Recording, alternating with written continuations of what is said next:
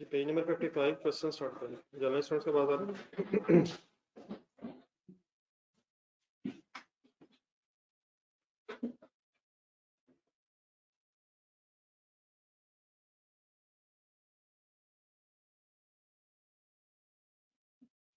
ये मासा वाले सवाल पढ़ना शुरू करें। Financial statements of trade meal limited for the year ended 31st December 2019 are under preparation. While reviewing revenues from contract with customer, following matters have been identified.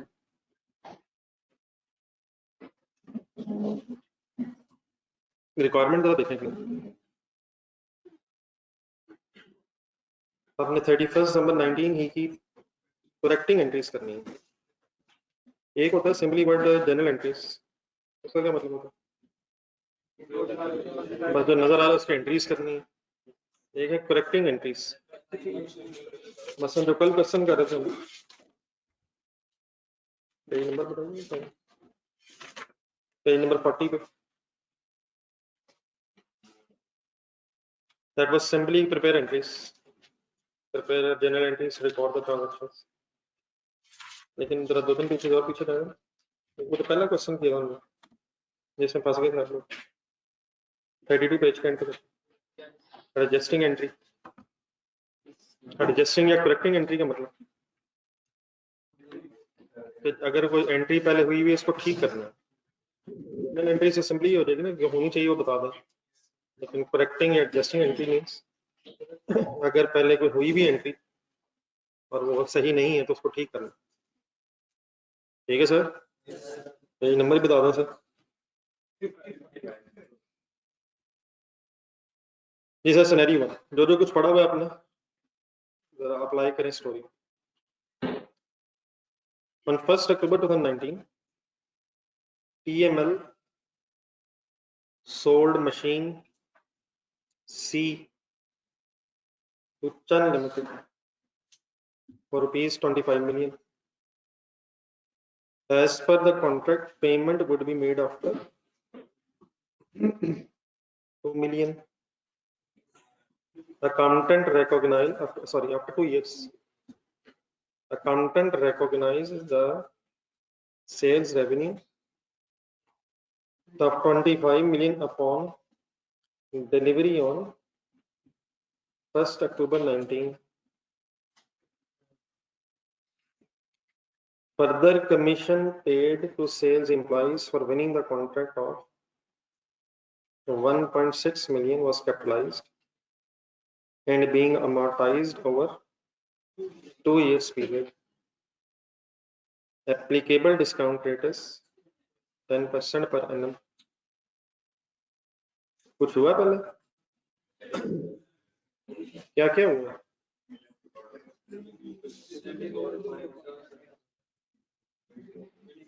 कितने की मशीन बेची है तो उसको रेवेन्यू रिकॉर्ड कर लिया गया जब डिलीवरी हुई है तो ठीक हो गया, फिर डिलीवरी पे रिकॉर्ड ही करना था। पैसे कब मिलने सर? फिर इसकी प्रेजेंट वैल्यू लेके एंट्री करनी चाहिए थी। फर्दर वाली लाइन पढ़ना बताएं, ये भी गलत है।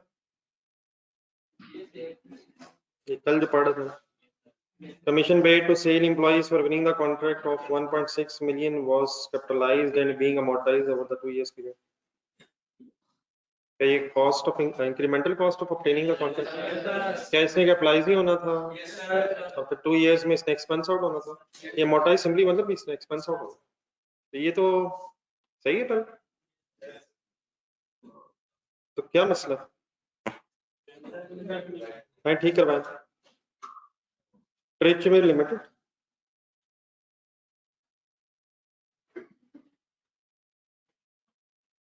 correcting journal entries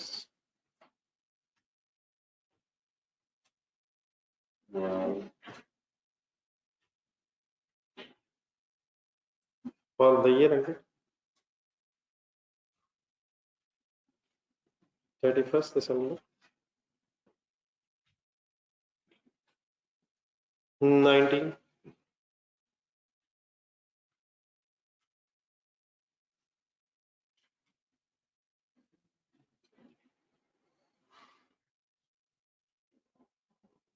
किस इश्यू को रिजॉल्व करवा रहे हैं आप?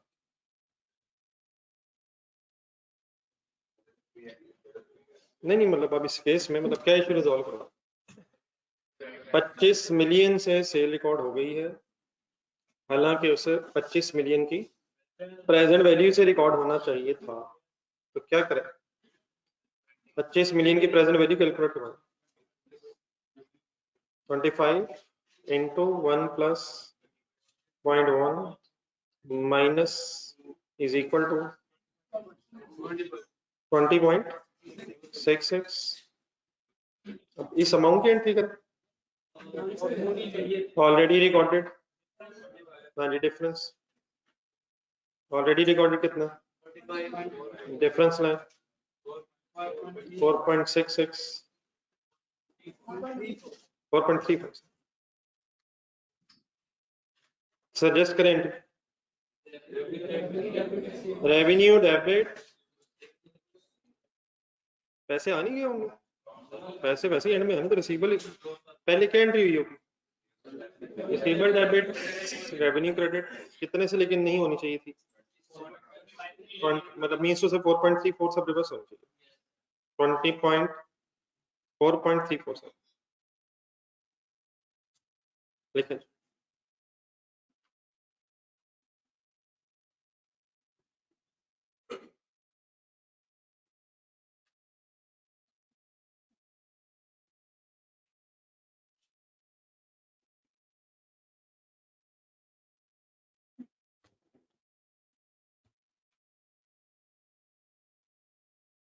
जी एक मिनट, बिल्कुल ठीक है।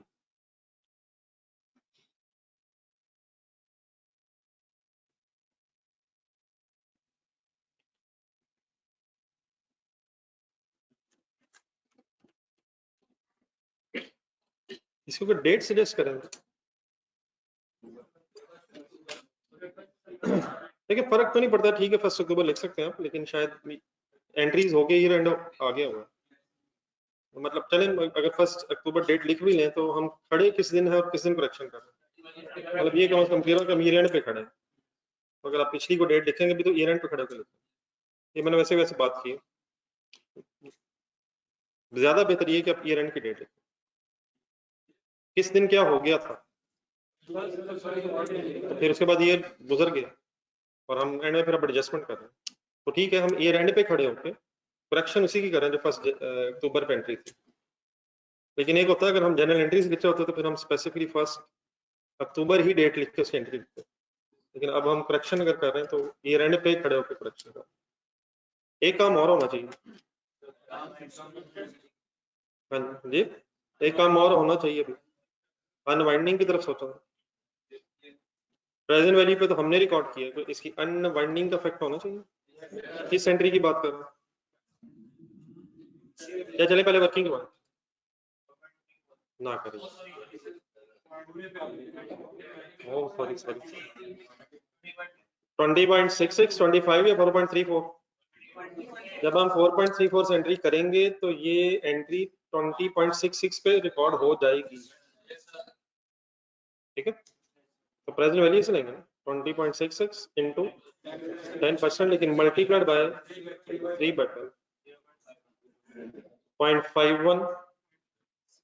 51 या 52 सर एंट्री बता, receivable debit interest in revenue credit interest income,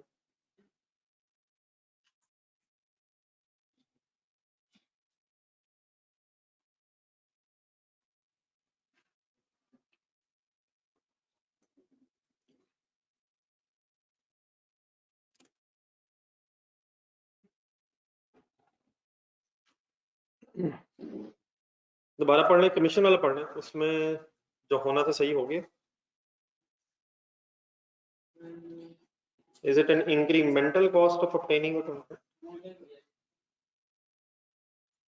नहीं मतलब अगर फॉर एग्जांपल कैपिटलाइजेशन हो गई है और 2 साल हम मोटाइज कर रहे हैं, हमें करेक्टिंग एंट्रीज करनी है, तो अगर सही हो गया तो शायद हमें कोई एंट्री करने की जरूरत नहीं, अगर हमने एंट्री करनी होती तो हम एंट्री करते कॉन्ट्रैक्ट एसेट डेबिट कैश का पेबल क्रेडिट, और फिर हम 3 मंथ्स की मोटाइजेशन भी चार्ज करते, अगर कैपिटलाइजेशन हुई भी है सही हुई है तो शायद फिर मोटाइजेशन भी रिकॉर्ड हुई होगी, we are just supposed to make the corrections if any, सही है ना। जैसे मसला एक एसेट रिकॉर्ड हुआ तो क्या उसकी फिर डेप्रिसिएशन भी चार्ज हुई हो? हमें उस पर एतराज पर यही होता है कि अगर गलत रिकॉर्ड है तो जितने पे हम एडजस्टमेंट करेंगे उतने ही अकॉर्डिंगली एडजस्ट करेंगे। लेकिन ये बहरहाल ये वर्ड याद आ गया, कमीशन पेड टू, ये काफी दफा क्वेश्चन में एग्जामिनर रिपीट करता रहता है। जरा देखें जरा कौन सा पेज है कल, इंक्रीमेंटल कॉस्ट ऑफ ट्रेनिंग का कॉन्ट्रैक्ट कहाँ पढ़ रहे थे, किस पेज? नहीं काफी पीछे था मेरे को।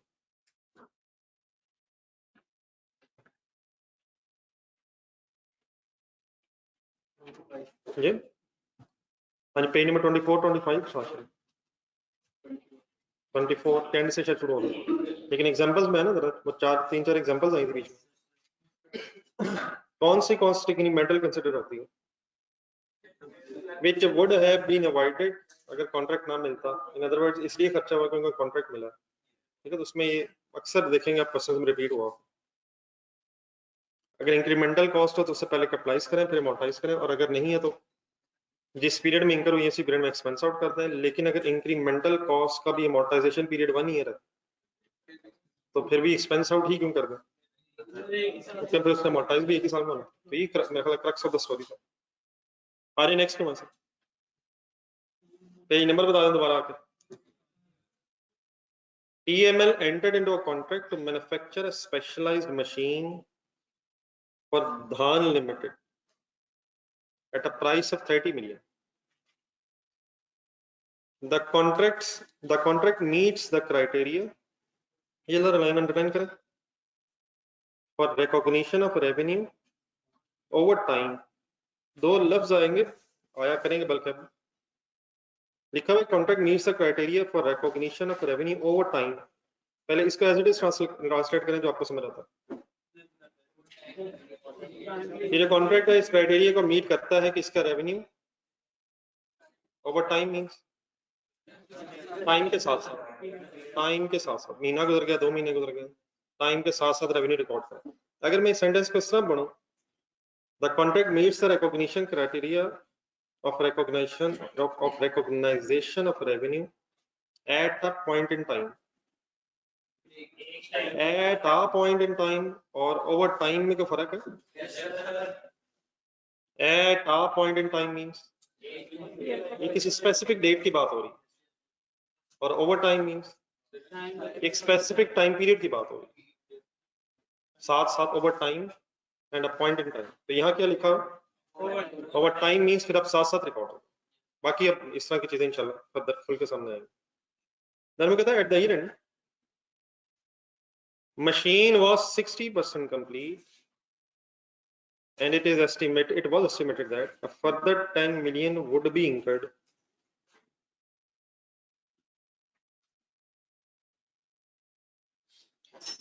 Cost of 15 million incurred till the year end has been included in the closing inventory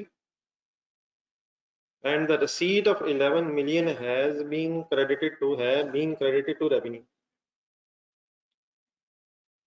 इससे पहले कि आप करेक्शन की तरफ जाएं, आप बताएंगे पहली 3 लाइनें पढ़ के कि 31 दिसंबर 19 तक कुछ होना भी चाहिए था।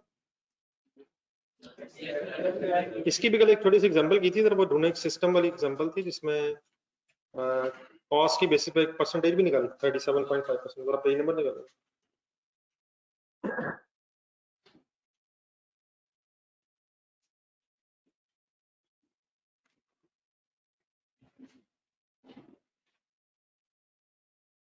काफी पीछे था, मुझे पेजेस याद नहीं आ रहे थे, काफी पीछे सर, काफी ज्यादा पीछे। नहीं 45 नहीं, 25 जरा देखो।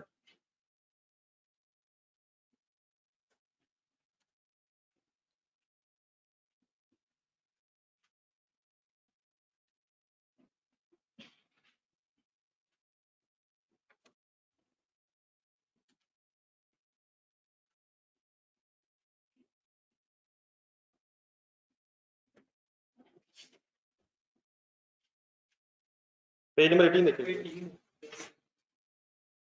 पेज नंबर 18 के एंड में देखिएगा सर, क्या था उस एग्जांपल में।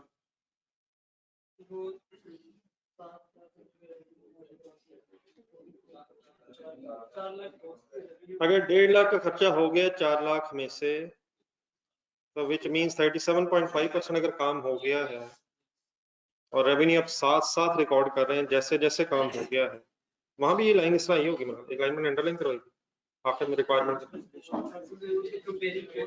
अच्छा नहीं, वो तो स्टेज ऑफ कंप्लीशन की परसेंटेज की। तो जो 37.5% काम हुआ था उसकी बेस पे फिर हमने क्या रिकॉर्ड कर लिया था, फिर हमने रेवेन्यू रिकॉर्ड कर लिया। ठीक है, अब आए वापस कितने परसेंट काम हो गया है, ये परसेंटेज उसने खुद ही बता दी है।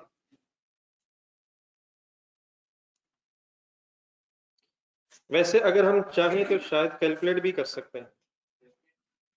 कंसंट्रेट करें जरा, बताएं कॉस्ट इंकर कितनी हुई है 15, फर्दर कितनी इंकर होनी है 10, लेकिन 15 को 10 से कंपेयर नहीं कल हमने किया था। दोबारा एक मिनट पेज नंबर 18 देखना, कॉस्ट इंकर को किससे कंपेयर किया था, टोटल कॉस्ट भी इंकर 1.5 लाख डिवाइड बाय 4 लाख, तो यहाँ 15 मिलियन के है, कॉस्ट इंकर तो 15 है लेकिन 10 ने फर्दर इंकर होना, इट मींस टोटल कॉस्ट कितनी इंकर होनी 25, तो छोटी सी एक वर्किंग लिख रहे हैं 15 divide by 25 into 100, where is 25, where is 25, where is 25, 15 plus 10।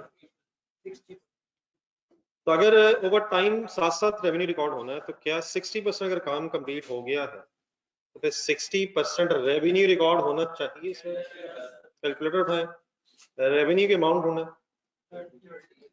30 into 60% करें, क्या 18 मिलियन रेवेन्यू रिकॉर्ड होना चाहिए। कैसे फाइंड आउट हुआ, 30 क्या है टोटल रेवेन्यू, साथ साथ करना है तो 60% काम हो गया है, 18 मिलियन का रेवेन्यू बनता है। अगर हम होते इनिशियली जीरो से एंट्रीज करते तो पहले जीरो से एंट्रीज बता दें क्या करते हैं, 18 मिलियन की एंट्री बता,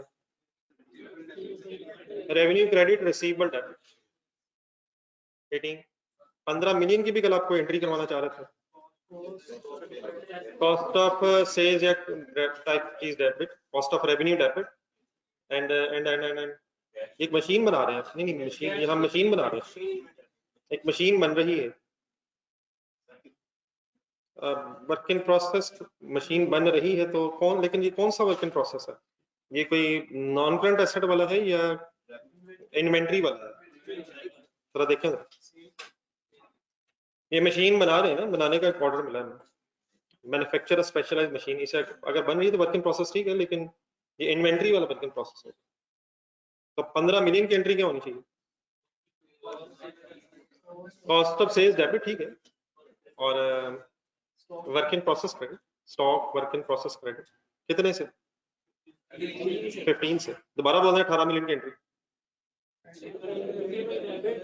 receivable debit revenue credit 18 and cost of sales debit and inventory work in process inventory credit by 15 million। अगर आप सेल रिकॉर्ड कर रहे हैं तो अप टू दैट एक्सटेंट फिर कॉस्ट ऑफ सेल भी तो रिकॉर्ड करेंगे। ठीक है, अब ये दो एंट्रीज में रखे पड़े तरफ, क्या उसने पहले कुछ किया,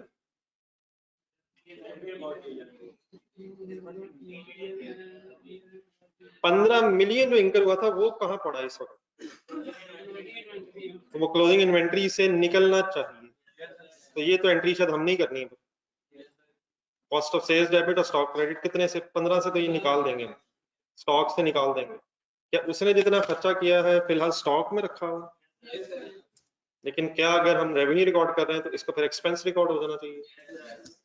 अगला पढ़े, एंड रिसीट 11 मिलियन लगता है मिला भी है, क्या जो 11 मिलियन मिला है वो उसने इनकम बना लिया है, हमें इस पे कोई इतराज, क्या हमें क्या इतराज है, 7 और बन जाए, 11 पे अब हमें शायद इतराज नहीं है, हमारा इतराज बस यही होगा कि जो नहीं भी मिला up to the extent of 18 जो नहीं भी मिला वो भी रेवेन्यू रिकॉर्ड होगा, तो रेवेन्यू कितना ऑलरेडी रिकॉर्ड हुआ, क्या एंट्री हुई होगी, कैश डेबिट रेवेन्यू क्रेडिट, तो ठीक है up to the extent of 11 हुआ होगा, 18 होना चाहिए था, तो बाकी 7 की एंट्री बता दें,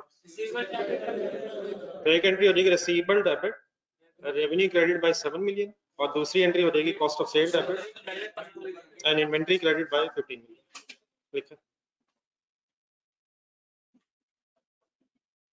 और ये भी अब ईयर एंड पे काम है, year and means 19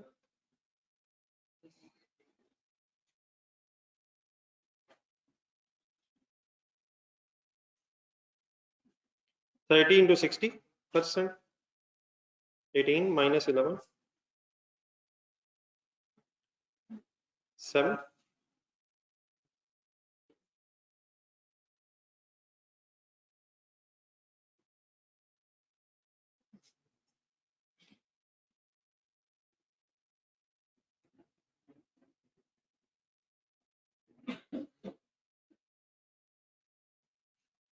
The receivable debit, revenue credit 7, difference between 18 and 11, and cost of sales debit and inventory credit by 15. यार ये तो लॉस हो जाएगा। 7 रेवेन्यू रिकॉर्ड कर रहे हैं, कॉस्ट ऑफ सेल 7 हम इसलिए रिकॉर्ड करेंगे क्योंकि 11 ऑलरेडी रिकॉर्ड है, टोटल 11 है। Any confusion find? Yeah, online students.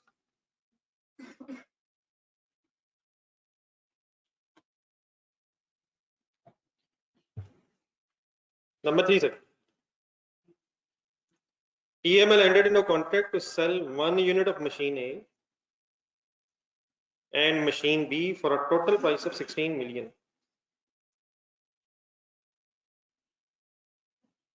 Machine A was delivered in December 19 to a customer, while machine B will be delivered in January 2020. Consideration of 16 million is only due after TML transfers the machine, both the machines to the customer. TML sells machine A and B at standalone price of 12 million and 8 million respectively. अब यहां तक अगर आपसे कहा जाए entries करना तो वो तो पता है आपको, आई एम अज्यूमिंग, लेकिन क्या उसने भी कुछ किया है? The accountant has recognized receivable revenue of 12 million upon delivery of machine A. तो ये तो ठीक हो गया ना यार, 12 मिलियन उसकी प्राइस है और मशीन ए बस डिलीवर हुई है।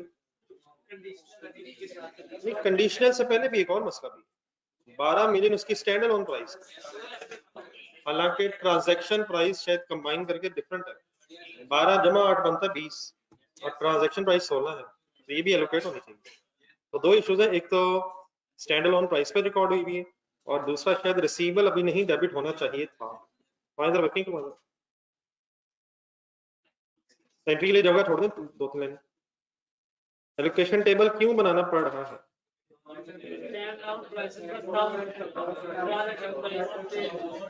स्टैंड अलोन प्राइसेस का सम ट्रांजैक्शन प्राइस से डिफरेंट है, तो 12 and 8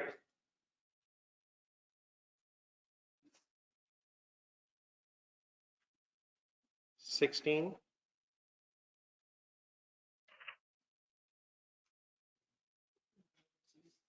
12 divide by 20 into 16 9.6 allocate हो जाएगा एक एंड 6.4 एलोकेट हो जाएगा बी। 9.6 should be recorded, नहीं 9.6 should be recorded when delivery of A, हाँ ठीक है बहुत सब, और B जब डिलीवर करेंगे तो 6.4। अब अपनी पहले एक एंट्री बनाना जरा, कितने से क्या एंट्री आप करते अगर करनी होती? Contract asset debit and revenue credit 9.6। अब रेक्टिफाइंग एंट्री सोच के, कॉन्ट्रैक्ट एसेट पहले रिकॉर्ड ही नहीं है, तो कॉन्ट्रैक्ट एसेट आपने डेबिट कर दिया 9.6 से। रेवेन्यू से पहले मेरे ख्याल एक डिसीजन दूसरा लेना, रिसीवेबल रिकॉर्ड होना ही नहीं चाहिए था, तो वो हो गया 12 से क्रेडिट। अब रेवेन्यू की तरफ पढ़ने लाइन बताएं, रेवेन्यू का क्या होना, और रेवेन्यू क्रेडिट होता है यार, क्या हो गया है, क्या ज्यादा रिकॉर्ड हुआ बस, तो 2.4 मिलियन से revenue credit, sorry debit.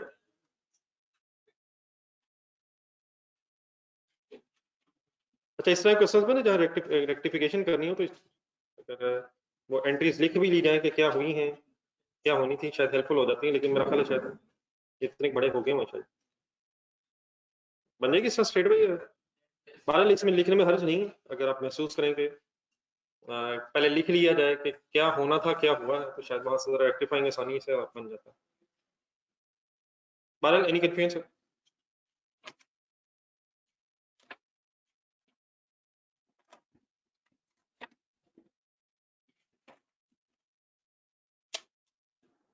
Page number 73 पे है।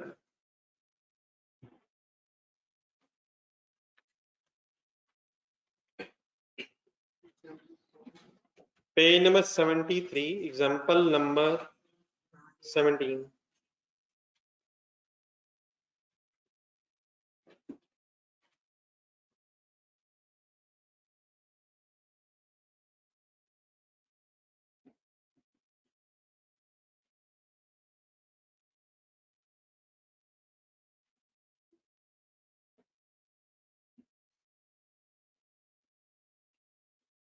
ऑप्शन हेडिंग लिखिए जी, option that provides the customer with a material right to future products. Discount voucher का भी वर्ड सुना आपने? अगर आप कोई प्रोडक्ट है तो फ्यूचर परचेजेस के अगेंस्ट आपको डिस्काउंट वाउचर मिल जाता है। मसलन फॉर एग्जांपल कहाँ सुना आपने? एग्जांपल दे देना जरा, बच्चों को पता चल जाए। वहां भी सुना होगा, वहां भी कोई को बता दो। आपने सुना है वैसे कि नहीं? फूड पांडा भी मेरा ख्याल होता है। क्या होता है? आपके प्रोडक्ट पहले परचेज कर लेते हैं, उसके साथ एक शायद वाउचर सा मिल जाता है, यानी ये शायद ऑनलाइन भी मिल जाता होगा, और बाद में अगर आप फर्दर को परचेज करेंगे तो उस पर डिस्काउंट मिल जाती है। अब जरा एक सेकंड, आपका वो एंटिटी बने जिसने आपका प्रोडक्ट बेची है और शायद डिस्काउंट वाउचर दिया है, क्या डिस्काउंट वाउचर पे डिस्काउंट देना भी उसकी एक परफॉर्मेंस ऑब्लिगेशन है? एक तो प्रोडक्ट देना एट दैट टाइम, और उसके साथ अगर एक डिस्काउंट वाउचर मिला तो ये डिस्काउंट वाउचर किसको इशू की है? एंटिटी ने, सेलर ने बायर को। तो क्या उसे इस डिस्काउंट वाउचर के अगेंस्ट फ्यूचर परचेजेस पे डिस्काउंट देनी होगी? तो बस ये ज़हन में रखना पड़ेगा। तो ये दुनिया में जो इस तरह की चीजें शुरू हो गई हैं, उस वजह से मैंने शायद पहले भी बताया था, टेलीकॉम सेक्टर, इन चीजों, इस तरह की ऑनलाइन चीजों की वजह से ये स्टैंडर्ड डेवलप करना पड़ा। Entity enters into a contract for sale of product A for 100. As part of the contract, the entity gives the customer a 40% discount voucher for any future purchase up to 100 in next 30 days.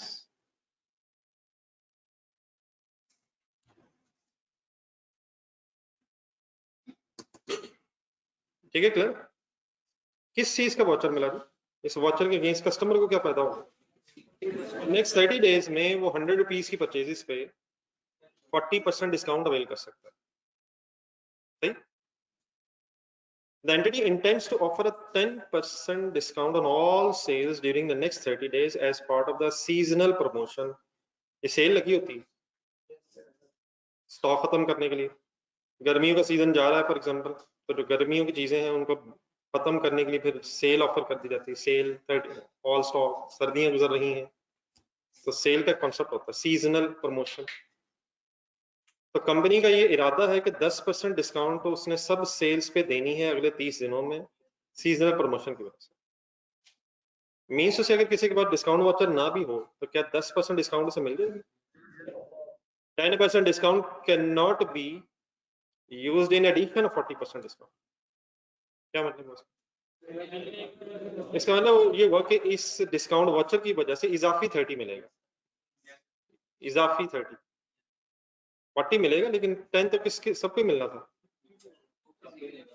ये भी हो सकता था 10% discount will be in addition to 40, तो ये भी हो सकता था। लेकिन what is the story of this example? The 10% discount can not be used in addition to, मतलब जो 40% डिस्काउंट वाउचर है उसे टोटल कितनी मिलेगी? 40 ही मिलेगी, 10 वो वाली भी बीच में होगी, कोई आगे नहीं कह सकता मुझे भी ये वाली 10 भी दे। तो इस 40 में क्या क्या कवर्ड है? प्रमोशनल भी है और अदरवाइज भी। तो क्या ये डिस्काउंट वाउचर इशू करने से customer has an incremental right of discount of 40 या 30 या 50? इंक्रीमेंटल 30, समझ आ रहा है? 30 डेज की बात करो, 30% की बात करो। The stand alone price of the product is 100। मतलब इसका ये हुआ, फर्स्ट लाइन के साथ इसको लिंक करना।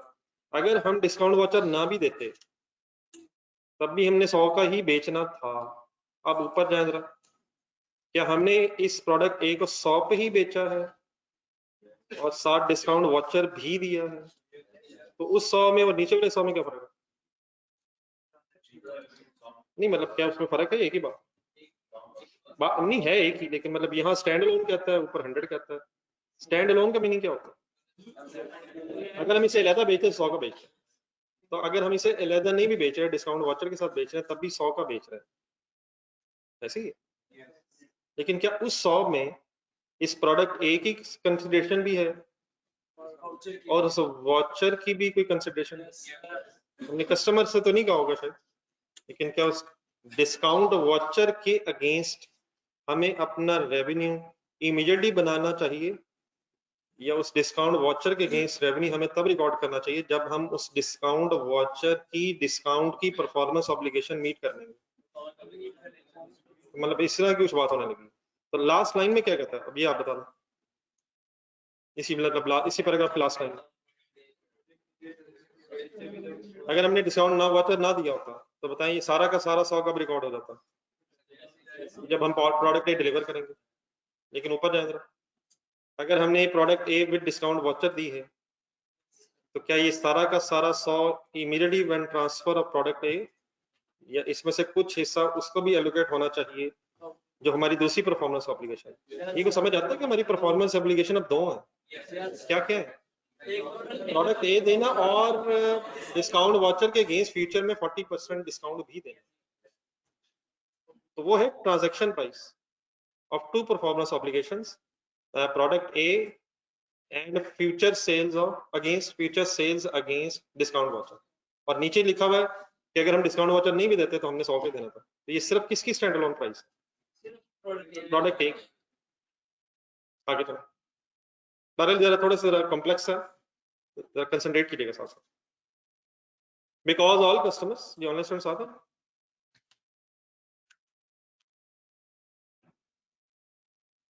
because all customers will receive 10% discount on purchases during the 30 days, the only discount that provides the customer with a significant right, material right means significant right, is the discount that is incremental to that 10%, that is additional 30% discount. The entity accounts for the promise to provide the incremental discount as performance obligation in the contract for sale of product A. Means there are two performance obligations now, product A and goods against discount voucher. लेकिन इससे पहले कि append तक आए, जरा ऊपर वाली line दोबारा पढ़ के बताएं। फाइनली इस डिस्काउंट वाउचर की वजह से what is the discount percentage? 40 है, 10 है, 30 है, क्या है? डिस्काउंट वाउचर यकीनन 40% का था। सीजनल डिस्काउंट की अगर बीच में स्टोरी ना आती तो क्या 40% डिस्काउंट देना ही इस डिस्काउंट वाउचर के अगेंस्ट हमारी एप्लीकेशन होनी थी? लेकिन नेक्स्ट वो कहता है कि ये जो 10% है ये एक इजाफी और 40% नहीं है, मींस 40% में ये 10% भी शामिल है। इट मींस ये जो सफा होगा किसी के पास, सॉर्ट ऑफ डिस्काउंट वाउचर कह रहा हूँ, उस डिस्काउंट वाउचर की वजह से अब उसको फ्यूचर में कितना फायदा होगा? 30% डिस्काउंट या 40% डिस्काउंट? तो अब हमारा इस डिस्काउंट वाउचर की वजह से 30% डिस्काउंट देना परफॉर्मेंस ऑब्लिगेशन होगी या 40% डिस्काउंट देना? देनी हमने 40% ही है, लेकिन 40% में से 10% हमने हर पर्सन को देनी है, चाहे उसके पास डिस्काउंट वाउचर हो या ना हो। तो इस डिस्काउंट वाउचर की वजह से इजाफी अब 30% की गेन है। तो शायद फाइनली मैं कुछ ये कहना चाह रहा हूँ कि प्रोडक्ट ए देना और इस डिस्काउंट वाउचर की वजह से 30% एक्स्ट्रा डिस्काउंट देना हमारी दो परफॉर्मेंस ऑब्लिगेशन। अब ये जरा ध्यान में रख के सेकंड पैराग्राफ पढ़ें।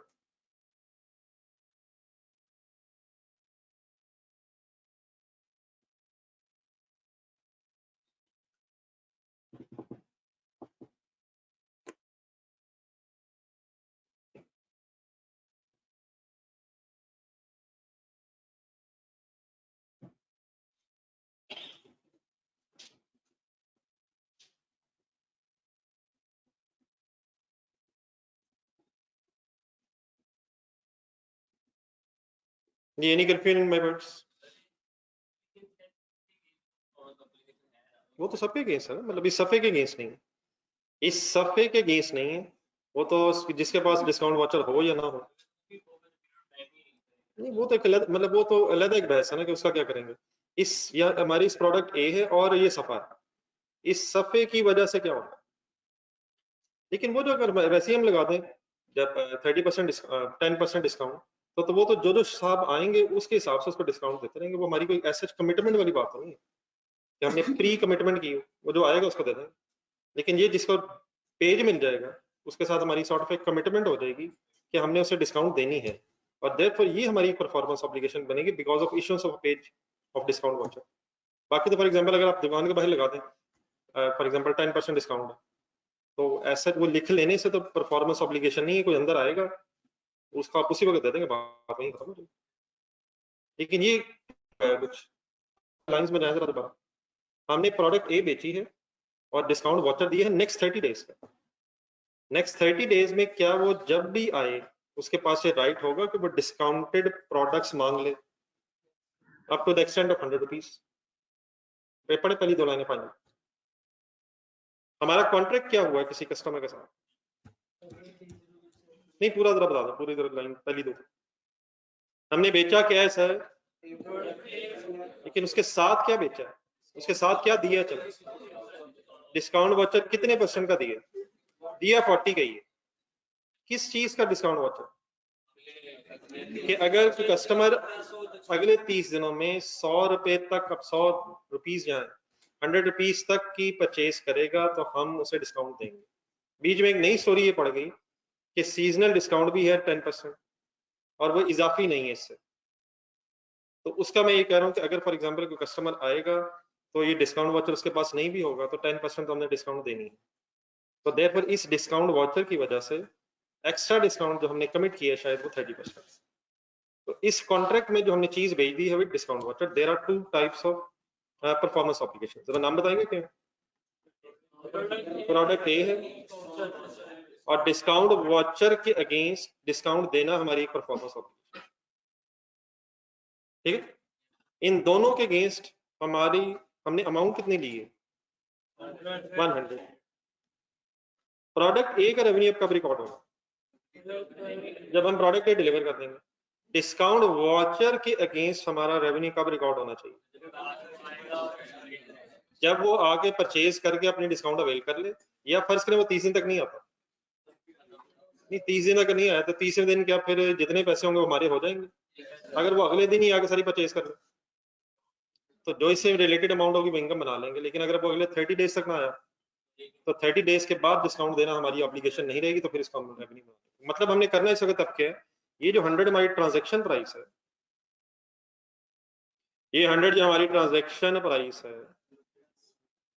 ये कौन सा 100 है, मैंने जरा ढूंढ के बताया कौन सा वाला, ये पहली लाइन वाला या पहले पैराग्राफ के एंड वाली लाइन, पहली लाइन वाला जो 100 है इसने अब दो परफॉर्मेंस ऑब्लिगेशंस पे एलोकेट, और एलोकेट का तरीका क्या पता है आपको, स्टैंड अलोन प्राइस की बेस पे एलोकेट करता है, ठीक है।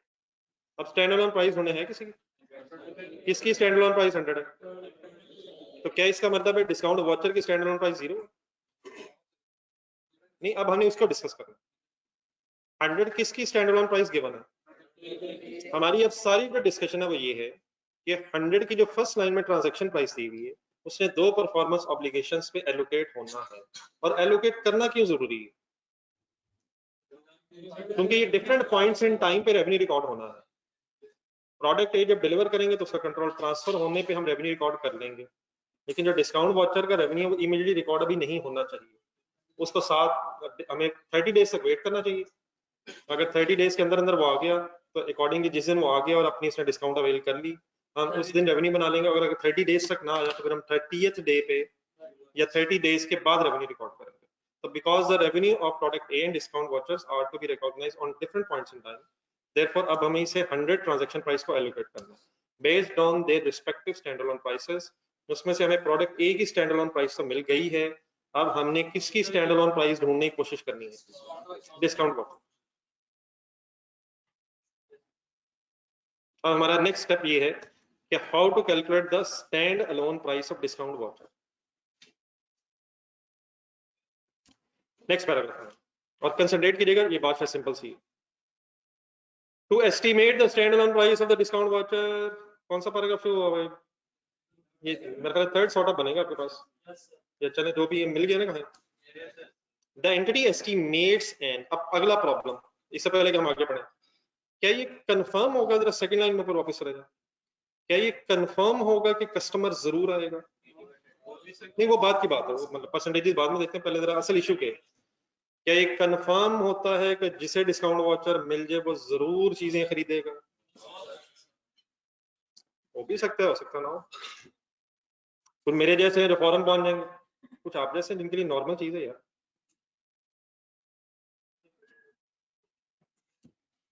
तो ये डिपेंड करेगा कस्टमर टू कस्टमर। अगली चीज, दूसरी लाइन, क्या जरूरी है वो 100 की खरीदे? नहीं, ज्यादा की अगर खरीदेगा फिर तो ज्यादा डिस्काउंट नहीं, लेकिन 100 पे से कम भी हो सकते हैं। तो क्या क्या हो सकता है? नंबर 1 वो आएगा या नहीं, नंबर 2 अगर आएगा तो कितनी परचेजेस करेगा? ये डेफिनेटली इस वक्त सिर्फ एक एस्टिमेट हो सकता है, लेकिन डेफिनेटली जब हम एस्टिमेट करेंगे तो based on historical pattern of customers अपने जजमेंट यूज करेंगे, और अगर हम सही जजमेंट तक नहीं पहुंच सकते तो फिर शायद ये एस्टिमेशन गलत है। तो एस्टिमेट करना पड़ेगा, किस दिन ये एस्टिमेट कर रहे हैं, कोई डेट जरा बताइए, कोई किस लम्हा, जब हमने कस्टमर से 100 लिया होगा और हमने प्रोडक्ट ए डिलीवर कर दी है और डिस्काउंट वाउचर साथ दे दिया, तो अब हम इस प्रॉब्लम में आगे होंगे कि रेवेन्यू कितना रिकॉर्ड करें प्रोडक्ट ए का, क्योंकि बाकी तो डिस्काउंट वाउचर पे एलोकेट होना। तो उस डिस्काउंट वाउचर को पूरा अमाउंट एलोकेट करते हुए अब हम कुछ सोचने लगे हैं, और ये जो सोचने लगे हैं ये एग्जैक्ट अभी नहीं हो सकता। एग्जैक्ट तो तभी पता चलेगा जब वो कस्टमर आएगा और परचेजेस करेगा। अब हम एस्टिमेट करने लगे हैं, तो एस्टिमेट करते हुए हम हिस्टोरिकल पैटर्न्स और कस्टमर प्रेफरेंसेस वगैरह को देख के ये फैसला करें। और डेफिनेटली ये जब फैसला हो रहा है रियल लाइफ में, तो आप नौजवान खुद ही किया करेंगे, लेकिन एग्जाम पॉइंट ऑफ व्यू से फिर एग्जामिनर कोई ना कोई आपको इंडिकेशन देगा। ठीक हो गया? अब आए पढ़ेंगे सेंटेंस। तो estimated standalone price of the discount voucher, the entity estimates an 80% likelihood that the customer will redeem the voucher। का मतलब क्या है? अपने वाउचर को इस्तेमाल कर ले, अपने वाउचर को बेस बना के डिस्काउंट अवेल कर लेगा, redeem the voucher. What is the likelihood? क्या हमेशा 80% ही होगी? ये 100% भी हो सकती है, 30% भी हो सकती है, 50% भी हो सकती है, डिपेंडिंग अपॉन द सिनेरियोस। क्या अंदाजा बताया जा रहा है इस एग्जांपल? 80% चांस है किस चीज का? कि आएगा और वाउचर अपना क्लेम करेगा, and that the customer will on average purchase ₹50 off the additional products. हमने कितने का वाउचर दिया? हमने 100 रुपीज तक दिया। हमें क्या लग रहा है ऑन एवरेज के बाद? अगली लाइन चलिए थोड़ी सी आगे, ऑन एवरेज के बाद वो पैराग्राफ नेक्स्ट हो गया तो उसके साथ ही, and a customer will on average, purchase के बाद कौन सी लाइन आ गई? थोड़ी देर नीचे चली गई, ₹50 ऑफ द एडिशनल प्रोडक्ट्स। जी सर, ऊपर सेकंड लाइन दोबारा, हमने कितनी परचेजेस पे डिस्काउंट देने का कहा था? 100 तक। हमें क्या लग रहा है कि ऑन एवरेज जो कस्टमर आता है वो कितने रुपए तक की परचेजेस करता है, और ये इसका चांस कितना है कि वो आएगा? 80। Consequently, the entity estimates standalone selling price of the discount voucher as, अब जो आगे लिखा हुआ है उसको ऐसे ब्रैकेट में देखने की बजाय जरा मेरे साथ डिस्कशन शुरू करें। अब देखिए, इस डिस्काउंट वाउचर के अगेंस्ट क्या चीज देना हमारी ऑब्लिगेशन है? डिस्काउंट देना ऑब्लिगेशन। डिस्काउंट दे देंगे तो ऑब्लिगेशन सेटल हो जाएगी। तो कितनी डिस्काउंट देनी पड़ेगी, शायद ये वर्किंग होने लगी।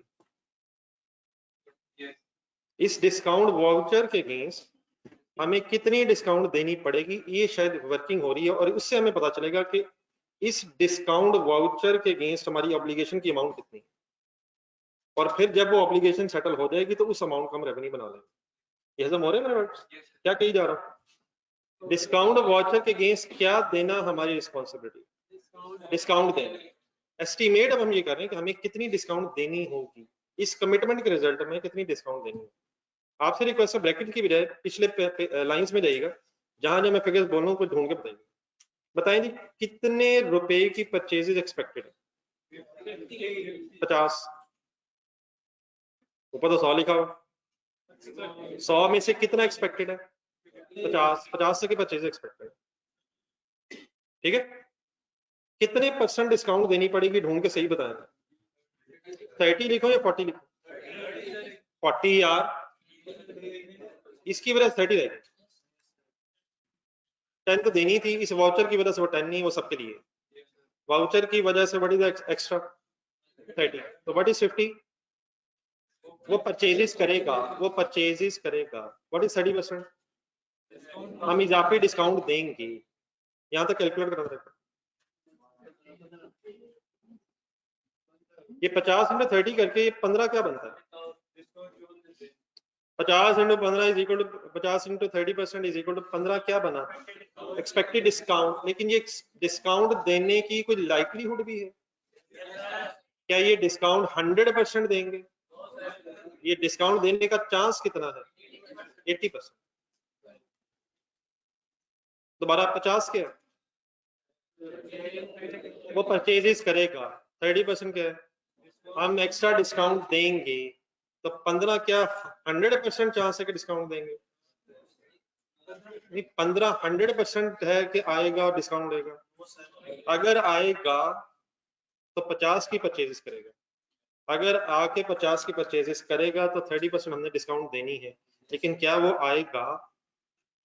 उसकी लाइक्लीहुड 80% है।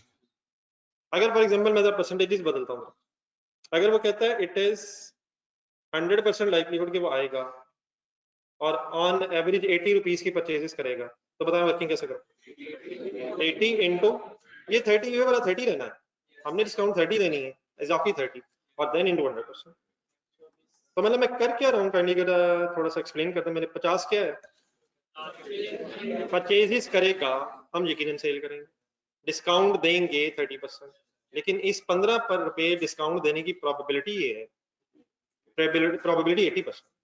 ठीक है, तो फाइनली वी आर एक्सपेक्टिंग इस वाउचर की वजह से 12 की डिस्काउंट। समझ आ रहा प्लीज? मेरी सजेशन ये कि जरा अपने लफ्जों में थोड़ा सा एक्सप्लेन कर, अपने फिगर्स के साथ भी एक्सप्लेन कर।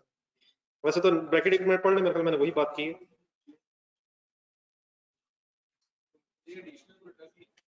जी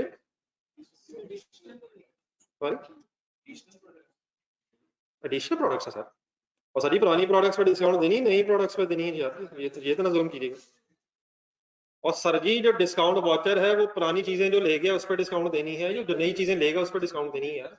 और दूसरी लाइन भाईजान, फ्यूचर परचेजेस यार, अप टू 100, फ्यूचर नहीं पढ़ा आपने उससे पीछे, यकीन माने दूसरी लाइन में फ्यूचर परचेज लिखा, फ्यूचर परचेजेस अप टू 100।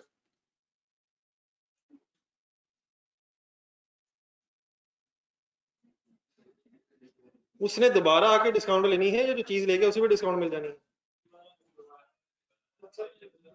भी चैलेंजिंग है जी सर। 12 समझ आगे से क्या है? 12 12 12 12 12 12 एक टेबल बना रहा था मैं, जरा मेरा टेबल कंप्लीट करवा रहा। 100 क्या है? किसकी? 12 किसके सामने लिख दिया मैंने? टोटल कितना हो गया? अब इसका बेस बना के क्या कर लेना, ये नीचे लेग वर्किंग को पूरी करें, तो अपने हाथ से पूरी करें। ये टेबल बना, या जो बना हुआ है इसका एक हिस्सा बना हुआ है, दूसरा बना हुआ है इसके साथ। 10 क्या था? Stand alone price. 12 क्या है? Stand alone price of. अच्छा जरा इसको इस तरह सोचें जरा, ये 12 को अगर फर्ज करें हमने सिर्फ किसी को डिस्काउंट वाउचर बेचा हो, तो जरा ये वर्किंग दोबारा देखिए, अगर हमने सिर्फ किसी को डिस्काउंट वाउचर सेल किया होता तो हम उससे कितने पैसे ले रहे होते? नहीं, फॉर एग्जांपल हम बेच रहे होते, लेट्स अज्यूम हम ये डिस्काउंट, अब डेफिनेटली हमने नहीं लिया कुछ, हमने 100 में लिया जो कुछ लिए। अगर हम इस डिस्काउंट वाउचर को अलहदा बेचते, मैं जरा इसकी स्टैंड अलोन प्राइस जो 12 कह रहा हूँ, मतलब उसकी जरा सेंस बताने लगा कि ये अगर हम डिस्काउंट वाउचर अलहदा बेचते तो हमारा अंदाजा ये था कि 50 की परचेज होनी है, 30% डिस्काउंट देनी है, और 80% चांस है कि डिस्काउंट देनी पड़ेगी। तो क्या हम अप्रोक्सीमेटली 12 का बेचते? ये बात हो रही है। स्टैंड अलोन प्राइस कहते हैं किसे? तो प्रोडक्ट ये अगर अलहदा बेचते 100 की बेचते, और मैं ये कहना चाहता हूँ कि बेस्ड ऑन दीज परसेंटेजेस अगर हम डिस्काउंट वाउचर अलहदा बेचते तो उसकी वर्थ शायद 12 है। नहीं वो फिर डेफिनेटली अगर ये बताया प्रॉफिट मार्जिन भी रखना है तो कम से कम इतने पे बेचते हैं, और अगर बताता है इसमें मार्जिन भी रखना है हमने तो फिर वो भी शामिल करके हम बचिंग करते हैं। ठीक है, और यार मैं बताता हूँ यार, मैंने कौन सा काम खत्म हो गया, टेबल तो बना ले।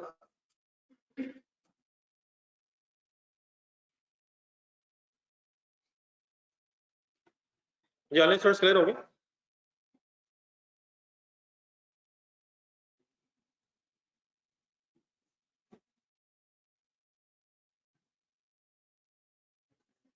ये कंफ्यूज तो नहीं हुआ आपने यहाँ तक जो मैंने बहस की है?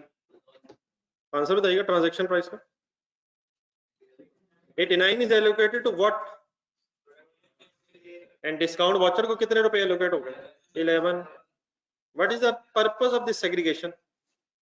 कुछ एंट्रीज बता दीजिएगा ना, अभी कुछ एंट्रीज बता दीजिएगा। हाँ जी, at different points in time ये परफॉर्मेंस ऑब्लिगेशंस जब सेटिस्फाई होंगी तो हमने अब रेवेन्यू कैसे रिकॉर्ड करना है। रेडी है? एलोकेशन होगी, कैश कितना मिलेगा आपको, उसकी इनिशियल एंट्री क्या करेंगे आप? अब रेवेन्यू फ्रॉम प्रोडक्ट ए आप कैलकुलेट करेंगे 89। 11 का फिलहाल क्या करेंगे? अनअर्न टाइप चीज है, अनअर्न टाइप चीज है, एट कॉन्ट्रैक्ट लायबिलिटी करें, कॉन्ट्रैक्ट की लायबिलिटी अनअर्न इनकम। ठीक है, ये किस दिन हो गया काम? और इसी दिन फिर आप प्रोडक्ट ए से रिलेटेड करके कॉस्ट ऑफ सेल उसका भी रिकॉर्ड करेंगे। 11 का आप क्या करेंगे? 11 के लिए अब हम वेट करेंगे, वक्ती तौर पर वेट करेंगे। लेट्स अज्यूम 10 दिन बाद आ जाता है। अच्छा, अब ये रेलेवेंट नहीं रहा, वो जितनी भी परचेज करे वो तो एक्चुअली तभी पता चलेगा, तो ये चेंज इन एस्टिमेट हो सकता है। क्या हो सकता है 50 ज्यादा खरीद ले? सर जी हो सकता है सर, और क्या ये भी पॉसिबल है सारी ही आ रहे हैं? हमारा अंदाजा तो 80% आएगा, हम तो एक कस्टमर की बात कर रहे हैं ना। क्या पॉसिबल है कि वो यकीनन आ जाए, सारे यकीनन आ जाए? तो अब ये जो होगा ये सब कुछ चेंज इन एस्टिमेट है, वो एक्चुअली जो भी हम कर रहे होंगे हमने, जब वो आके अपना डिस्काउंट वाउचर अवेल कर लेगा तो डबल एंट्री फिर क्या करनी है? Contract revenue debit, contract liability sorry debit, and revenue from discount voucher credit. अगर वो 30 दिन तक ना आया तो फिर हम 30वें दिन चाहे वो आए या ना आए, हम 11 को इनकम बना देंगे, क्योंकि उसके बाद अगर वो आएगा तो हमारी फिर ऑब्लिगेशन खत्म हो जाएगी। तो please initial entries cash debit revenue and contract liability, और फाइनली फिर जब भी कभी ये ऑब्लिगेशन खत्म होगी, चाहे डिस्काउंट दे के या टाइम पीरियड एक्सपायर होने पे। अच्छा मेरा ख्याल है once again whichever is earlier बनता है, किस किस का? उसके आने वो आ जाए या 30 डेज एक्सपायर हो जाए, विच एवर इज लेटर या अर्लियर। अगर वो 30 दिनों में नहीं आया तो बाद में आता रहे, हमारी कमिटमेंट खत्म होगी। तो विच एवर इज अर्लियर, कौन सा विच एवर इज अर्लियर? बुला दे भाई, उसी हद कर दें, बोले नहीं जा रहा। डिस्काउंट वाउचर रेवेन्यू क्रेडिट, तो ये जो दूसरी एंट्री 11 वाली ये कब होगी मिस्टर मई?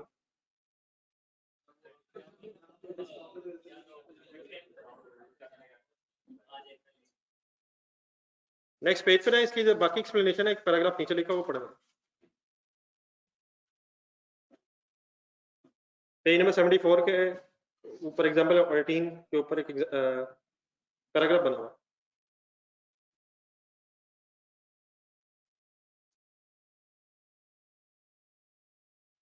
नहीं वो तो बेटा जब एक्चुअल वो आ जाएगा, जितनी की परचेज वो करेगा हम उतना रेवेन्यू रिकॉर्ड करते रहेंगे। क्या वो जो एक्चुअली परचेज आगे करेगा उसके अगेंस्ट हम अपना उस वक्त रेवेन्यू रिकॉर्ड करेंगे, वो तो एक अलग इशू, वो तो करना ही करना है। लेकिन क्या ये पिछला जो हमारी ऑब्लिगेशन सेटल हुई है, क्या इसका भी रेवेन्यू रिकॉर्ड करके फाइनली बात खत्म कर देंगे? बात इस वक्त इसकी हो रही है, क्या जब वो नई चीजें खरीदेगा हमारा रेवेन्यू रिकॉर्ड नहीं होगा? यकीनन होगा। और जब हम उसे डिस्काउंट दे देंगे उन चीजों पे तो हम ये वाली जो अपनी लायबिलिटी थी इसको फिर इनकम बनाएंगे। क्या डिस्काउंट वाउचर के अगेंस्ट डिस्काउंट देना एक ऑब्लिगेशन है? जी है सर। तो बेटा कब सेटल होगी? जब वो डिस्काउंट ले लेगा या उसका टाइम पीरियड एक्सपायर हो जाए। क्या लिखा? वही लिखा हुआ, entity allocates 89 to product A and recognize revenue product A when control transfers The entity allocates 11 to the discount voucher and recognize revenue for the voucher when the customer redeems it. Redeems it समझ आ रहा है? Avail कर लेगा when it or when expire means if customer doesn't take the goods against the discount voucher with मतलब when it expires को explain किया हुआ ये bracket. ये कब expire हो जाएगा?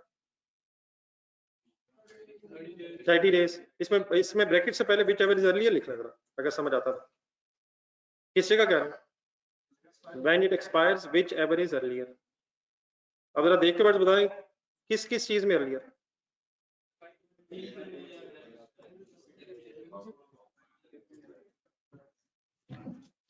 तो मेरा क्वेश्चन ही साइलेंट है.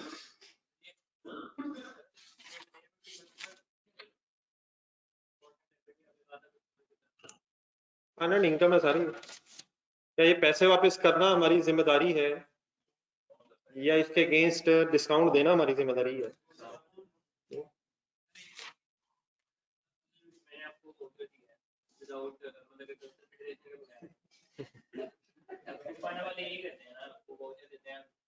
ठीक है मैंने कुछ कहा, अब अपनी बात कंप्लीट करें. यही करेंगे, लाइब्रेरी बनाएंगे अपनी. मैं एंट्रीज आपने करनी है, मैंने आप नहीं करनी, आप यही करेंगे. ये आप ये अंदाजा लगाएंगे कि मैं डिस्काउंट वाउचर अवेल करूंगा ही नहीं. और सर मैं क्या कर रहा है यार, ये क्या मजाक हो रहा है? क्या बचपना है ये? ओ भाई क्या उस परचेज की इनकम रिकॉर्ड हो रही है जो फ्यूचर में होनी है, ये जो आज इनकम रिकॉर्ड होगी उसकी बात हो रही है. ये फर्स्ट लाइन पे जरा जाइएगा यार, मैंने कौन सी प्रोडक्ट का रेवेन्यू रिकॉर्ड किया है? ये 2 दफा 100 आ गया, 2 दफा 100 आ गया. ये कौन से 100 की मैंने डबल एंट्री की है जिसके अगेंस्ट प्रोडक्ट ए बेच दी है, ये जो फ्यूचर में चीजें बेचनी है? तो भाईजान जो चीजें बेच दी हैं उसके 2 हिस्से हैं, उस किसको भूल जाए. और हजरत उस 100 में से 89 उस प्रोडक्ट ए का है, उसी पहली लाइन के 100 में से 11 इस डिस्काउंट वाउचर की इनकम है. जो अगला 100 है उसने चीजें जब खरीदनी है तो हमने डिस्काउंट देनी है, वो ऑब्लिगेशन है. उस ऑब्लिगेशन को 100 रुपए पहली लाइन के 100 रुपए में से 11 रुपए एलोकेट हुए हैं.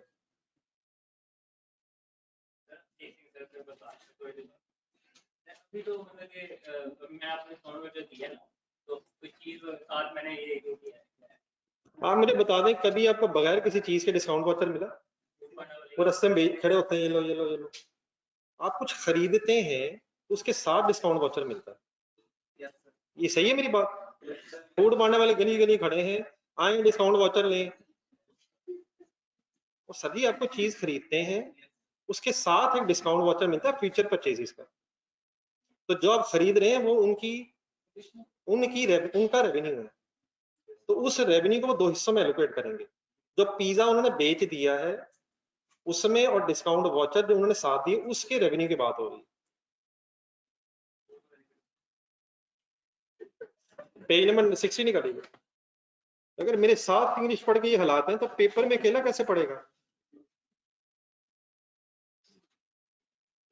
ये ऑनलाइन क्लियर हो गया? ये दूसरी लाइन का बड़ा मतलब ये है कि अगर 100 रुपए तक की परचेजेस फ्यूचर में करेगा तो हम डिस्काउंट देंगे.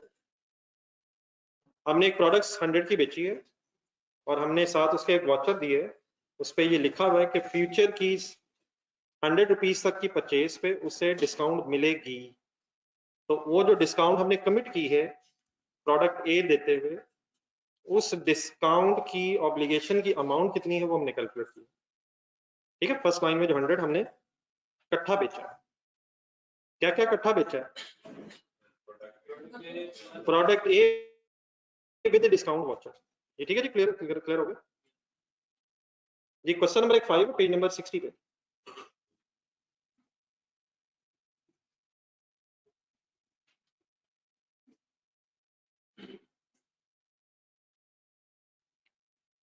जी ऑनलाइन साथ मिल गया प्लीज, तो कंफ्यूजन नहीं रहेगा. आप लोग पढ़ें जी, क्वेश्चन जरा पढ़ना शुरू करें. बैठ आएगा पेज नंबर बता देंगे. 60 जी ऑनलाइन स्टूडेंट्स को क्वेश्चन अब अनएड्रेस तो नहीं रहेगा please.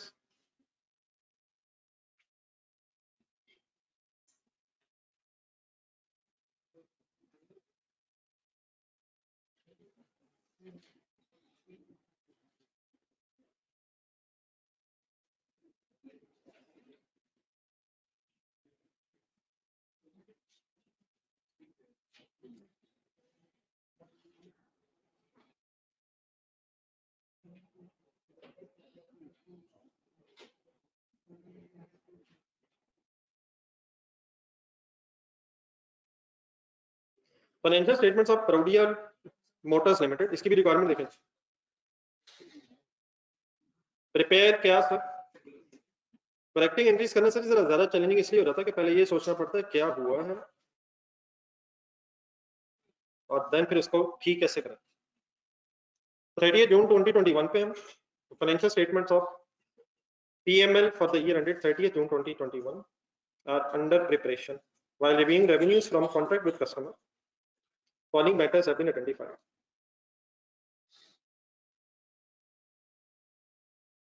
On 1st November 2020, PML sold car A to Alpha Limited for 5 million. As per the contract, rupees 1 million would be paid immediately and the balance would be paid after 2 years. The accountant has recognized revenue to the extent of cost of car, which is 3.5 million, and the remaining would be recognized upon receipt of balance from AL. आप अपना अपना सोचते रहे, मेरा ख्याल फिर मैं and में एक दफा डिस्कस करता हूँ। कोई है मसला? Number 2. On 1st January 2021, PML entered into 6 months contract with Beta Limited to sell car B for rupees 3.5 million per unit. As per the contract, if BL purchases more than 10 units during the contract period, the price will be retrospectively reduced to 3.4 million per unit. At the inception of the contract, PML concluded that BL will meet the threshold for the discount. BL purchased 11th unit of the car B on 28th June 2021, for which no revenue has been recognized. BL has made payments of all units except 11th unit, which will be settled in July 2021.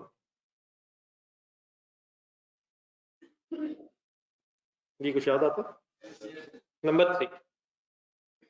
On 1st February 2021, PML sold car C to Gamma Limited for rupees 3 million and recognized the entire amount as revenue. PML also provided GL a 0.2 million discount voucher for any future purchase of spare parts within 1 year. There is 80% likelihood that the GL will redeem the discount voucher and will purchase spare parts within 1 year. By the end of the year, no spare parts were purchased by GL.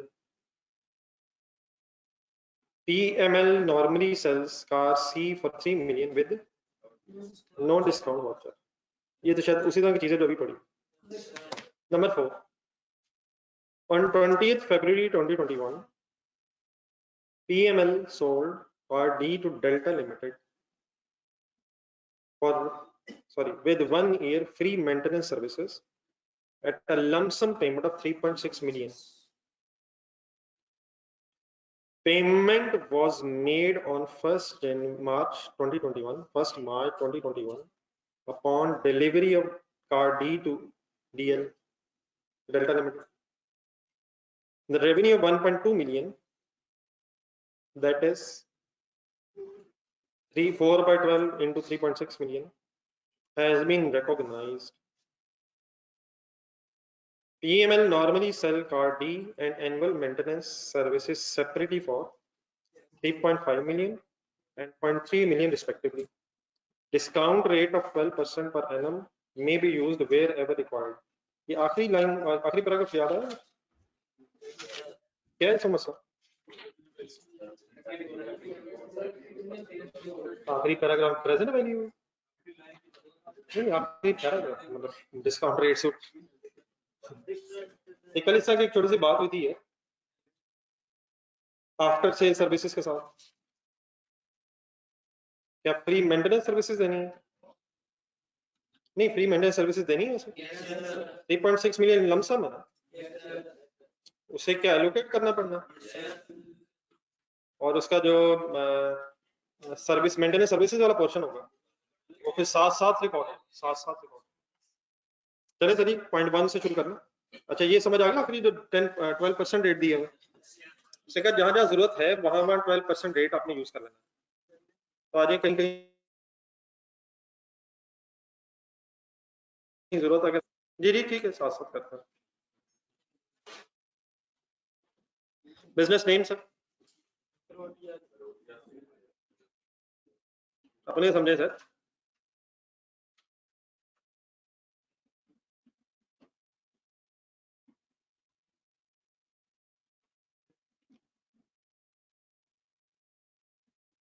Ji online students को मेरी बात ठीक आ रही है?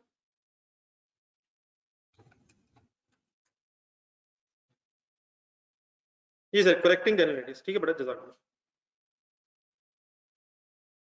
जी हाजी साहब, मेरे ख्याल आपका स्पेसिफिक इशू लग रहा है।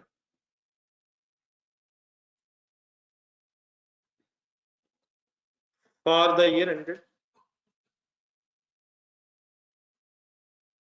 30th June 2021।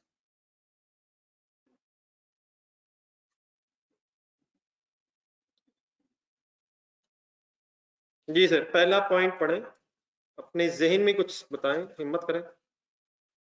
मेरा ख्याल है थोड़ी देर पहले भी शायद इस तरह का होता है।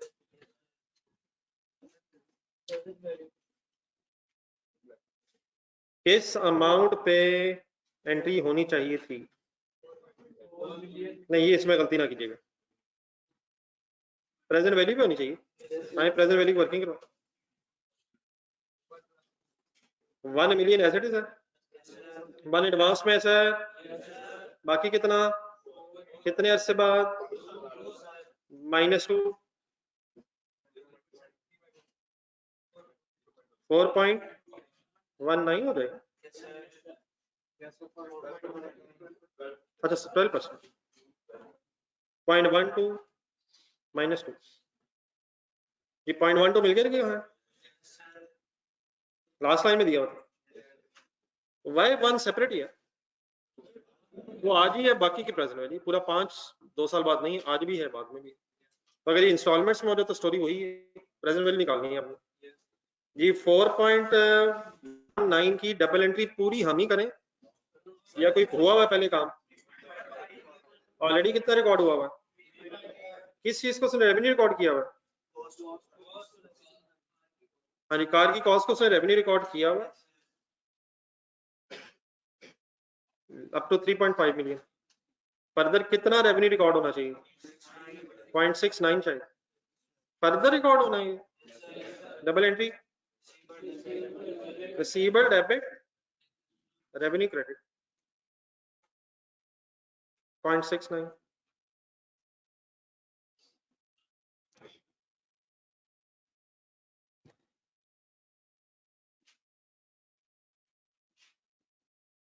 ये अगला कोई काम सोच के, ये कॉस्ट ऑफ सेल की बहस होनी चाहिए कोई। जिस अमाउंट को उसने रेवेन्यू रिकॉर्ड किया हुआ है उस अमाउंट को तो क्या रिकॉर्ड होना चाहिए था? वो तो कॉस्ट ऑफ सेल है शायद। कितने से सर? पूरी एंट्री बताएं। कॉस्ट ऑफ सेल डेबिट और इन्वेंट्री क्या लाएगी सर? ये गाड़ियां इन्वेंट्री है, हमारी भी समझ नहीं आती, कभी गाड़ियां कुछ होता है कभी कुछ होता है। क्या ये गाड़ियां बेचने का बिजनेस है आपका? तो इन्वेंट्री है सर। Anything else? अभी थोड़ी देर पहले किया आपने। चले अनबॉन्डिंग बताएं कितना। अब इसमें खतरा है आपसे,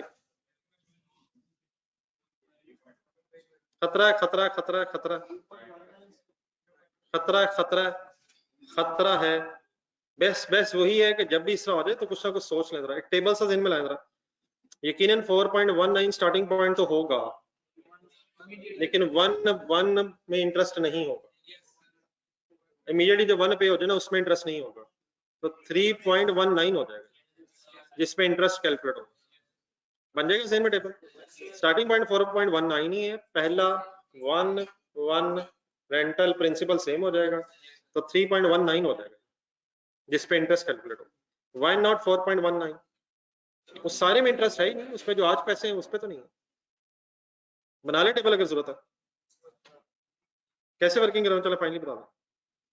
मेरी सजेशन है लिख के कर ले 4.19 -1 और मल्टीप्लाइड बाय 12%, लेकिन मल्टीप्लाइड बाय कुछ महीनों की गेम है। 1 नवंबर है तो 2 महीने बने ना यार। 8 कैसे बन गए? Year end June, November to December, sorry November to जून।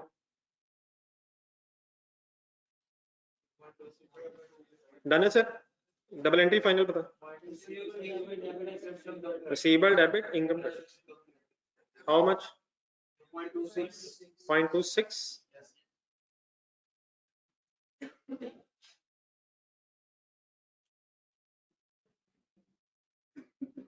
0.26।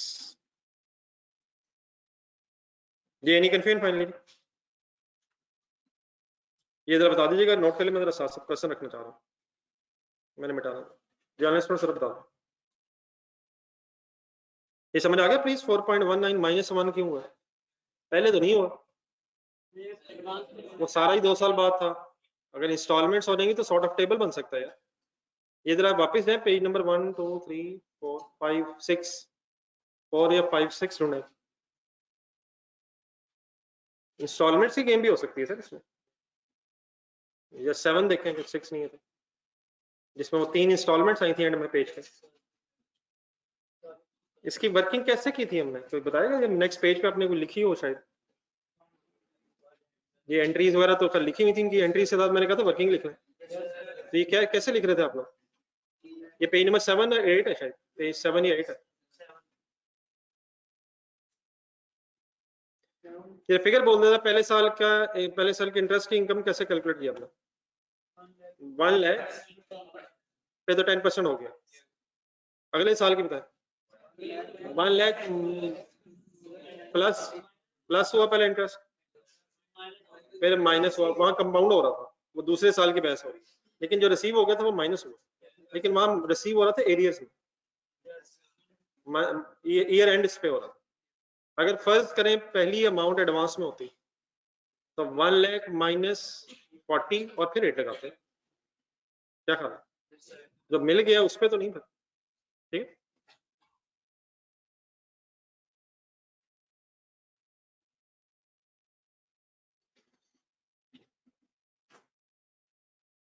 ये डन है सर।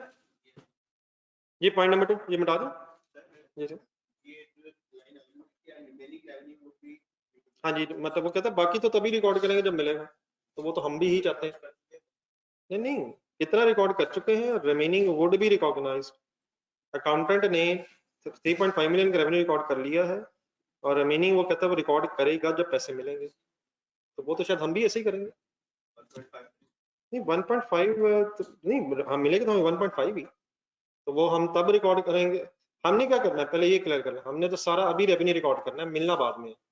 उसने ये पॉलिसी बना ली कि जो मिल गया वो रेवेन्यू रिकॉर्ड करें, जितनी कॉस्ट है वो बना लें, बाकी जब बाकी मिलेंगे उस वक्त इनकम बना लेंगे, तो उसकी पॉलिसी तो ठीक नहीं है। उसने 5 में से 3.5 बना लिया है और वो कहता है बाकी हम उस वक्त बनाएंगे जब पैसे मिलेंगे। हम ये कहना चाहते हैं कि आज ही सारा रेवेन्यू रिकॉर्ड करें बेस्ड ऑन प्रेजेंट वैल्यू, और जब पैसे मिलेंगे तब रिसीवेबल क्रेडिट करें और साथ साथ इंटरेस्ट इनकम रिकॉर्ड करें। उसने तो अपनी पॉलिसी शायद बनाई हुई है। अकाउंटेंट ने क्या कर लिया है कितने से और क्या कब करना चाहता है ये बताया मुझे। 3.5 मिलियन रिकॉर्ड कर लिया उसने up to the extent of cost, और बाकी वो करना चाहते हैं जब पैसे मिलेंगे। हमारा ख्याल ये है कि सारा का सारा revenue based on present value आज ही रिकॉर्ड होना चाहिए, और जो डिफरेंस बनता है उससे इनकम रिकॉर्ड होना चाहिए। बाकी ठीक है जब पैसे आएंगे रिसीवेबल क्रेडिट कर लेंगे।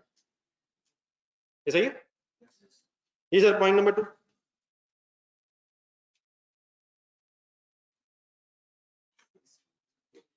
पॉइंट नंबर 2 सर करें एक अच्छे से आपको।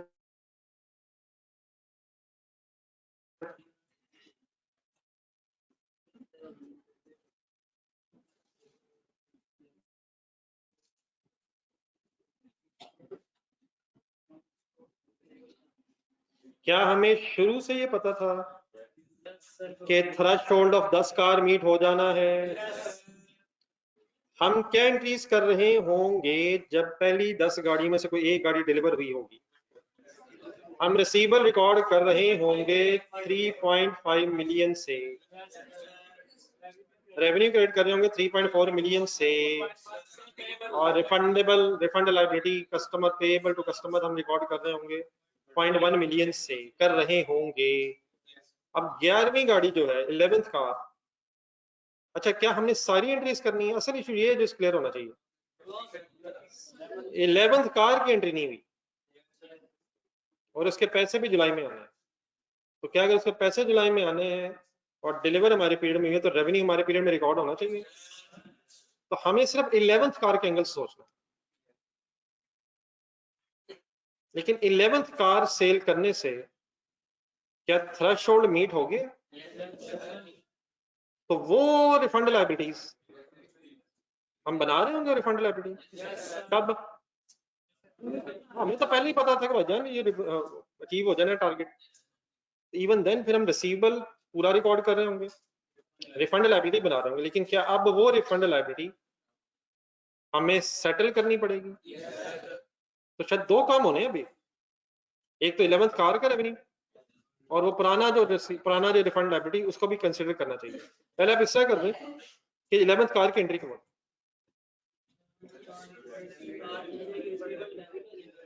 रिसीवेबल डेबिट, रिसीवेबल डेबिट कितने से? 3.4 कहां से आ गया? रेवेन्यू क्रेडिट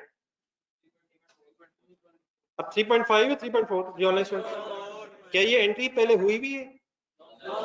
11th कार की हमने खुद करनी है, तो रिसीवेबल डेबिट रेवेन्यू क्रेडिट कितने से? 3.4 से है नबी? Any confusion? रिफंड लायबिलिटी नहीं बना रहे नहीं, अब थ्रेशोल्ड मीट हो गया हुआ है, अब हमारा राइट टू रिसीव है ही 3.4, लेकिन एक पिछला काम भी होना, ये एंट्री लिख लें, एक पिछला काम होना चाहिए यहाँ, पढ़ लें लिख लें, और बाकी फिर क्या काम होना चाहिए, कितने से होना चाहिए वो जरा सजेस्ट करें।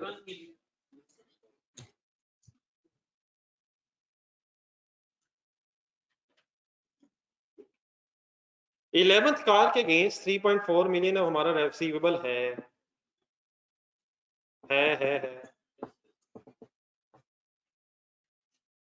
लेकिन क्या पिछली गाड़ियों के अगेंस्ट हमें 0.1 मिलियन एक्स्ट्रा भी मिला होगा?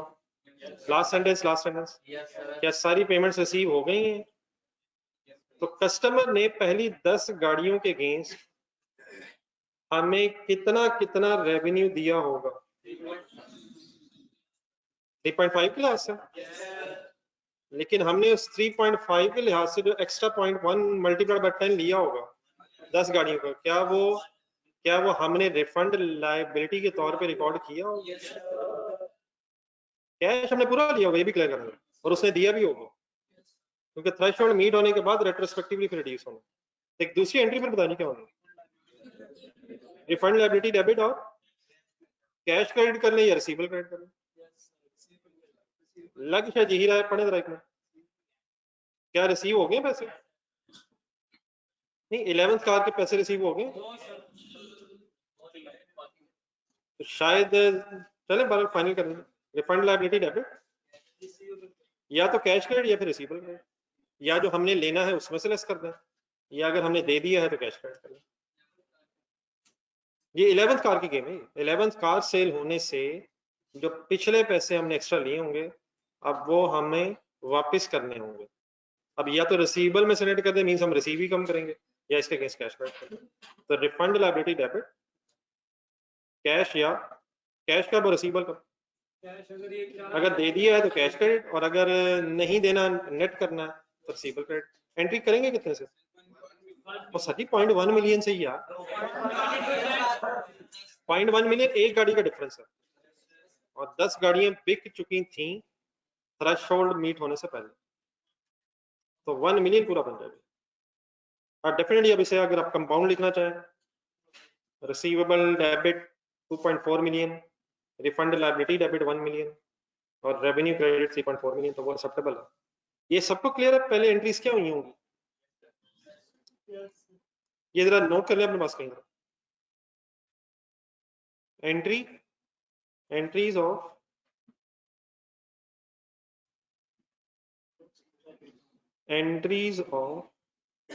फर्स्ट 10 cars,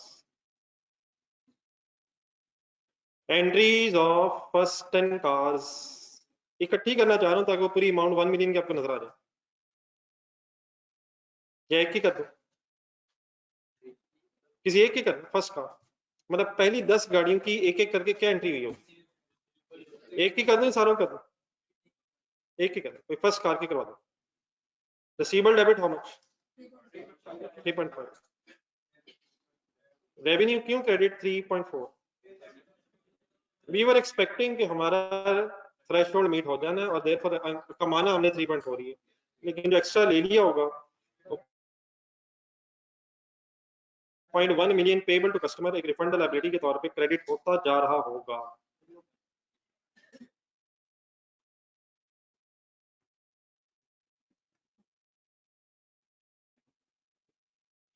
यानी कंफ्यूजन नहीं बना।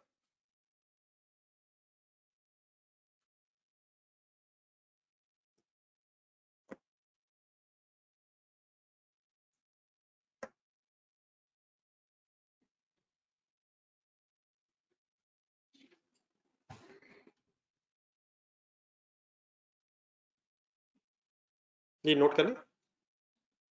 चलिए सर जी आप ऐसा करें, आज एक तो वो टेस्ट अब मैं ख्याल आज मैं आंसर इसलिए शेयर कर देता हूँ, कल फाइनल कर लीजिएगा ताकि फिर मंडे को हम फाइनल कर लें। दो काम कल रख लें, एक तो ये टेस्ट और इसमें जो क्वेश्चंस हैं इनको फाइनल कर लें, सेकेंडली फिर लीज कल फाइनल कर लें, मंडे या ट्यूसडे को उसका टेस्ट है। नहीं मतलब मंडे ट्यूसडे कल का दिन लगा लें दोबारा सारा, जितना लीज को जरा एक फाइनल टच देता है, जो आपका दिल करे रैंडमली आगे पीछे जहां जहां किए हुए कंप्रिहेंसिव रिवीजन करना, जो जरा लगता है कि करने वाला मतलब सही तरह रिवाइज करना, सारा हर एंगल से रिवाइज करना और टेस्ट का काइंडली जरा आंसर शेयर करना। आंसर मैं इसलिए चाह रहा हूँ कि आप चाहे अभी ना देखें आज दे दें टेस्ट, लेकिन इसलिए शेयर कर रहा हूँ कि कल फाइनल करना सर, उसमें खासतौर पे जो IAS IFRS 9 और 28 मिक्स हुआ हुआ उसको कोशिश जरूर करें, बाकी फिर वो डिस्कस कर लेंगे। मैं चाह रहा हूँ कि चीजें मुकदे साथ साथ उसमें कह रहे थे, लेकिन मेरा ख्याल करंट ये रह रहा था कुछ प्रायर ही रह रहा है, देखें उससे सही तरह फिर डिस्कस करेंगे। ठीक है इंशाल्लाह फिर मंडे को मुलाकात है।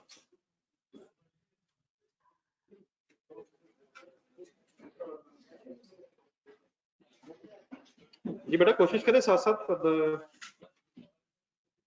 जो कर सकते हैं वो जरूर एफर्ट करें, साथ साथ आप चलें, बाकी फिर इंशाल्लाह मैं आपको एंड में कुछ क्वेश्चन बता दूंगा टॉपिक को फिर कम से कम कर लीजिएगा। तो इस वक्त करने की कोशिश करें, ये लीज वगैरह तो करें ना, लीज करें, कंसोलिडेशन करें, टेस्ट करें, कुछ ना कुछ तो साथ साथ चलें, बाकी फिर मैं एंड में फिर आप क्वेश्चंस का कुछ सेट आपके साथ शेयर कर दूंगा जो फिर रिवाइज कर लीजिएगा। ठीक है अल्लाह।